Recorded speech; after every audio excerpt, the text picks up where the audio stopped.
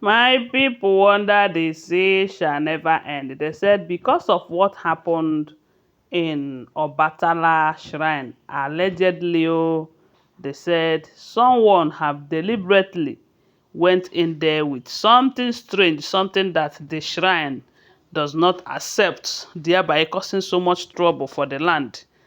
So, from what we are hearing, they said the native doctor, as in the Ifa priest who the gods showed what happened, have told Kabiesi and the elders that the best thing they will do right now is to summon the people of Ileife to let them know that this is what is happening, so that they will prepare their minds and be active in this cleansing ritual because that's the only way out. If they fail to do it, strange things will be happening to them. They said in the last centuries, when something of this nature happened, that at first they did not know what happened to them. They said that period, their children were dying mysteriously. Sometimes you come to a man's yam bar, where men used to store their yam. In those days, in those olden days, some people, as in richness, or like say, how wealthy you are determines how large your balm, your yam balm and cocoyam balm is. So they said during that period that something happened, that someone entered the Obatala shrine with a BLOOD mistakenly, that people would just wake up in the morning and notice that all the yams in their barn have rotten. You know what that means? It's a very big loss, thereby causing so much hunger and famine in the land.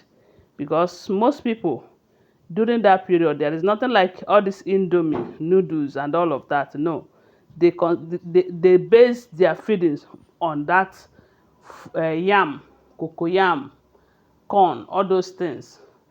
But for you to wake up and notice that all of them just got spoiled, just like that kind of a thing can make a man go mad. So, and not only that, they said when their warriors go to war, they will be losing. They will be afraid of their enemies, something that is not usually like that.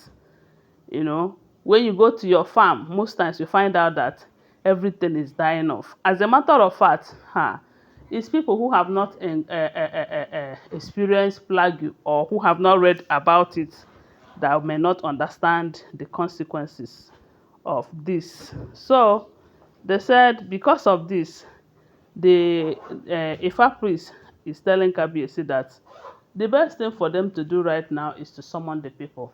Let them know the situation of things so that they will not wait until they start seeing those signs before they will do something to protect themselves and their children. And they said during that period, you just see a pregnant woman. Before you know it, the person will have miscarriage. And as in strange things was happening or were happening then, not until they started doing consultations and they later find out the source. So, but thank God they said this particular one, the gods showed this Ifa priest on time, even though some people have started experiencing one little unusual things and all of that, but it has not gotten to the extent that people have started crying, children falling sick mysteriously and all of that. It haven't gotten to that extent. So now that they find out, the elders decided that it's high time they summon everyone to let them know that someone defied the Obatala shrine by entering there while she was in her monthly flow. And that person did it deliberately so that by the time Kabiyesi and the elders will be busy with appeasing the gods, doing cleansing rituals, trying to save lives and all of that. Maybe that person did not witness, of course, the person did not witness it because I'm sure if she have witnessed such a thing, maybe she heard it through story, you know, because I'm sure if she have witnessed such a thing, she wouldn't want such a thing to repeat itself again. But because some people are too selfish, self-centered, that they don't care what happens to others, you know, they know that their own might be easier. But who knows? It's just time will tell. So when the Ifa priest and Kabiyesi summoned the elders and people to let them know, they said everyone was shocked. They were laying curses upon anyone who have done this. Anyone who deliberately enters there just to cause problem, because they said the Ifa priest also told them why the person did it. And you know, when they explain all of those to them, they already know that is one of the Oloris. Because it's one of the Oloris that Kabiyesi have threatened that he is going to remove immunity from. Even though they did not mention name, they said the people started raining curses upon curses upon curses upon curses to that person. And I say, now wow, look at what someone that calls herself a queen is cursing to herself. Anyways, they said the people were alerted, so that they said the Ifa priest told them that they shouldn't wait until strange things started happening to them.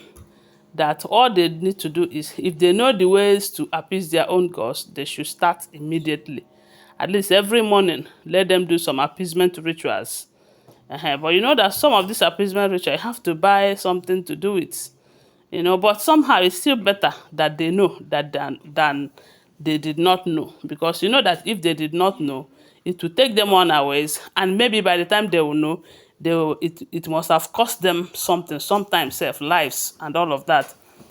But it's now that they already know, in as much as it is painful, it's better, so that they will find a way to save themselves from all these things.